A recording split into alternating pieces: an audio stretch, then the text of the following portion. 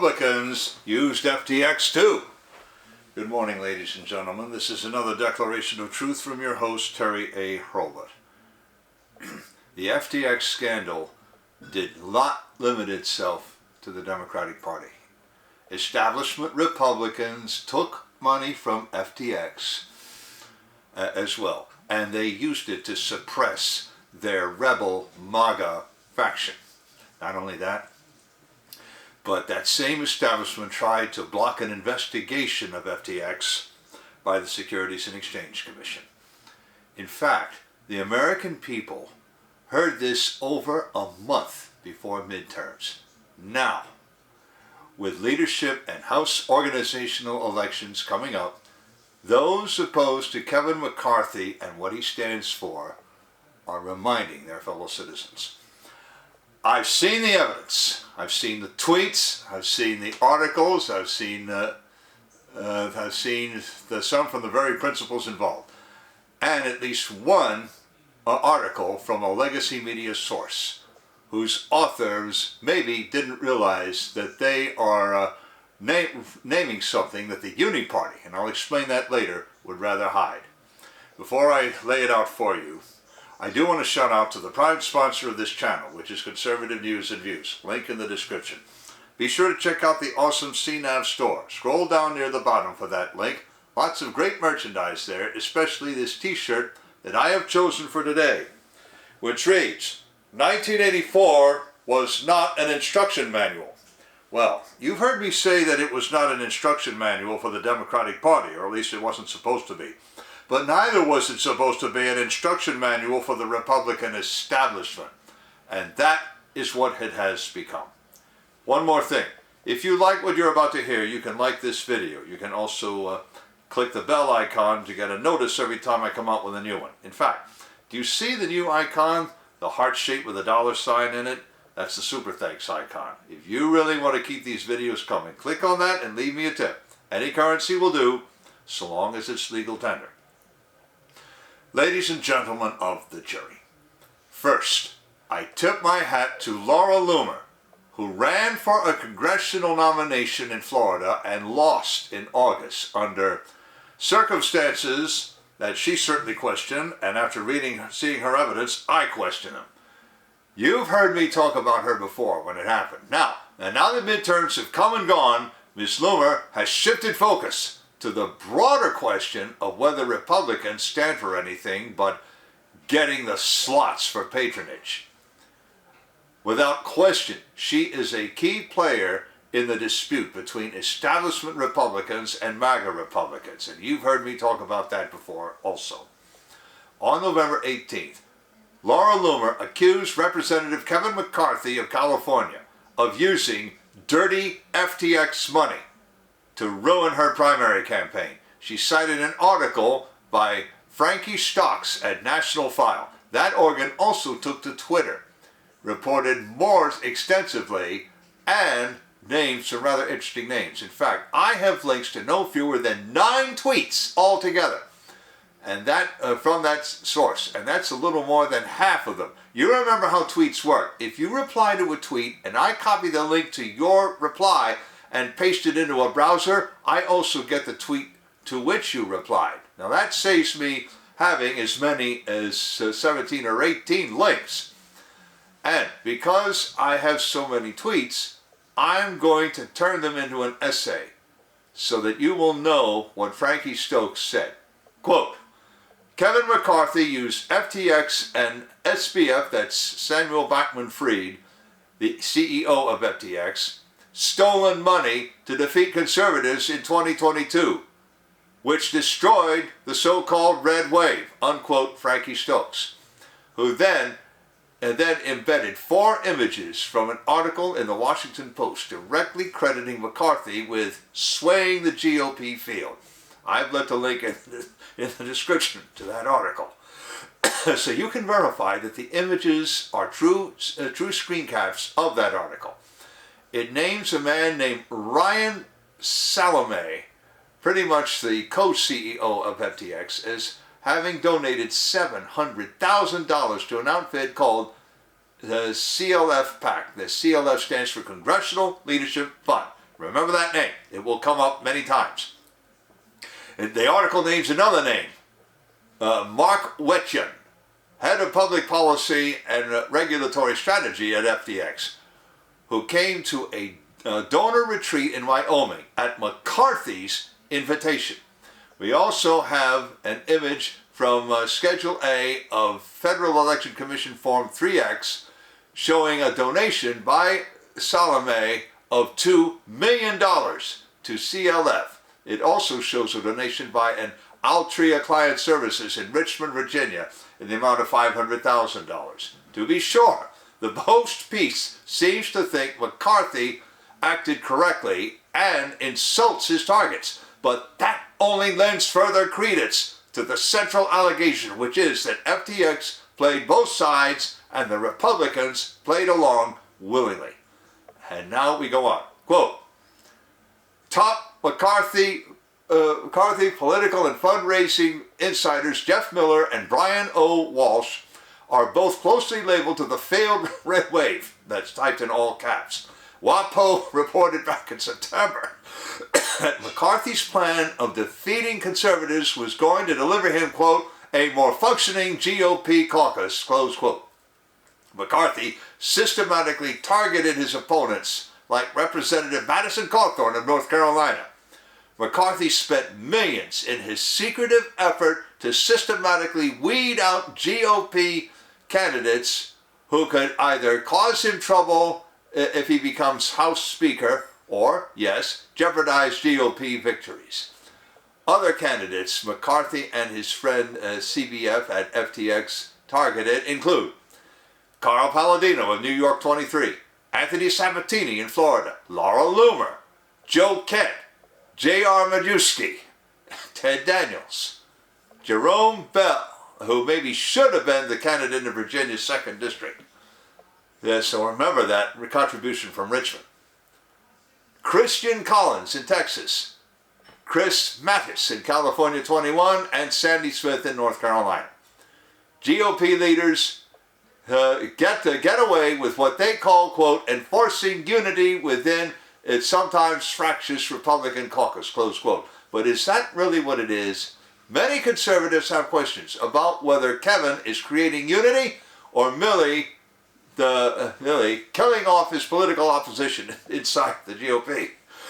The House Freedom Caucus has asked for a set of rule changes. They include 1. Return to regular order. 2. Reinstitute the motion to vacate the chair, which allows one House member to try to remove the Speaker. It has been around forever. Nancy Pelosi recently dispensed with it. An explanation of the motion to vacate the chair can be found at the bottom of page 3 in this House Freedom Caucus memo entitled Restoring the People's Voice in Congress. Here he links to images of the memo. So follow the tweet to get to those. Moving on. But McCarthy and his allies seem intent on keeping Pelosi's House rules in place so as to cement their iron grip on the House Republican Conference and stifle any and all dissent within the ranks. Speaking anonymously in order not to seem like a Democrat, one Republican said, quote, one subset lives in reality and the other subset does not, close quote. A Republican member of Congress concerned about the Freedom Caucus said. I want to stop this quote right here because I need to take a break. Now I want to shout out to a sponsor who can really help you through the economic storms to come. That sponsor is oursilverlines.com. Do you feel like you're working harder for your money just to get by? You're not alone. Fluctuating economy, employment issues, unexpected changes in life have left many families struggling over the last few years. Collecting gold and silver can help shield you against many of these challenges. But if you're like me many years ago, you don't know where or how to start. Our Silver Lines helps by connecting you with thousands of members who are learning the secret to creating and protecting true wealth by collecting precious metals. Whether you just want to collect rare and unique coins or take advantage of the business opportunities that this company provides, They can help you learn to live an exceptional life. Visit oursilverlines.com to learn how you can build a legacy for your future. Now, wait. Yeah, here is where Franklin Stockes' text gets rhetorically explosive.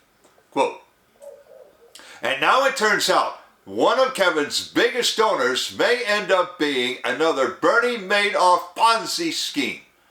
These developments come at a time when McCarthy just gave up as many as 3 or 4 dozen House seats that the entire continent believed the party he leads was going to flip red.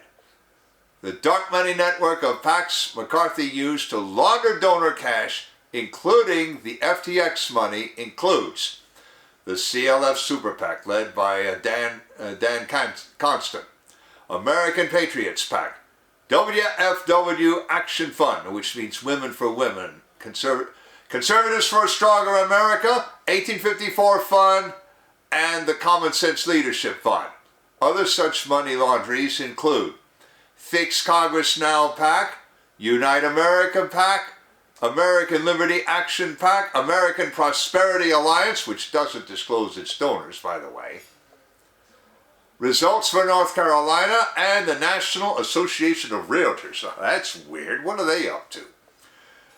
Annie G. Dickinson is also tied into McCarthy's political and fundraising operation, which is tied to FTX dirty Democrat money laundering operation used to defeat conservatives.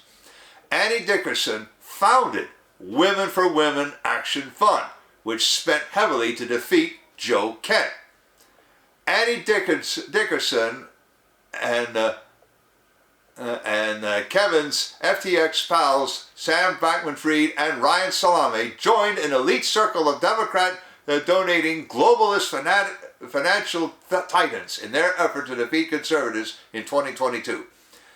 A few of the globalist financial titans who joined FTX and SBF in donating to McCarthy to defeat conservatives include Charles R. Schwab, Elliott Management's Paul Singer, and Citadel's Kenneth C. Griffin, all of whom are billionaire donors to CLF Super PAC and WFW Action Fund.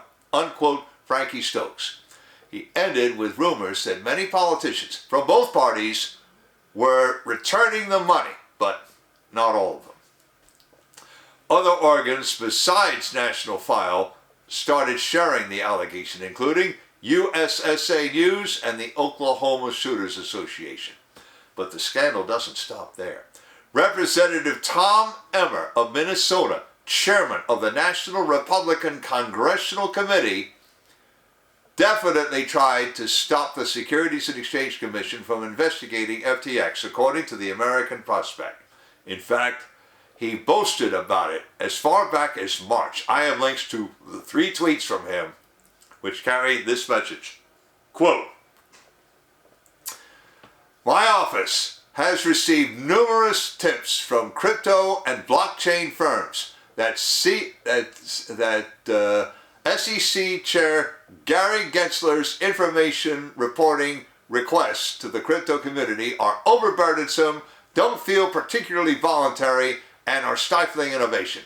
This is why I sent a bipartisan letter today to SEC Chair Gensler, together with Representatives Darren Soto from Florida 9, Warren Davidson from Ohio 8, Jake Auchincloss of Massachusetts District 4, Byron Donalds from Florida 19, Josh Schottheimer from New Jersey 5, Ted Budd from North Carolina 13, and Richie Torres from New York 15, regarding the SEC's crypto information seeking process. Now here he embeds the images, 2 images from a letter bearing the signatures of all the representatives' names. Call them the Blockchain 8, like the Keating 5.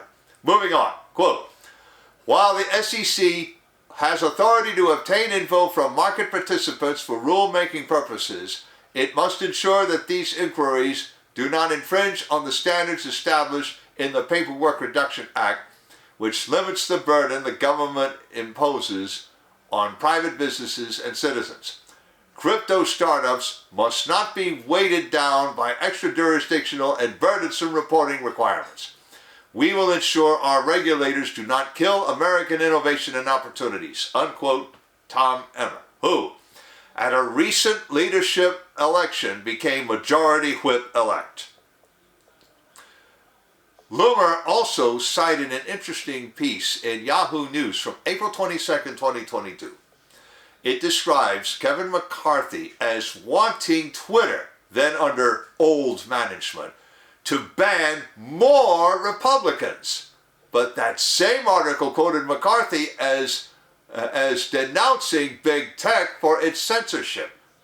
Quote, diversity of opinion is the lifeblood of our democracy, and yet that fundamental American value is under assault by big tech, entities that have amassed more power and more control over more speech than any other institution in history, unquote, Kevin McCarthy, who said that after Representative Marjorie Taylor Greene from Georgia lost her personal account. Now, she has since gotten that account back, now that Elon Musk is running the platform.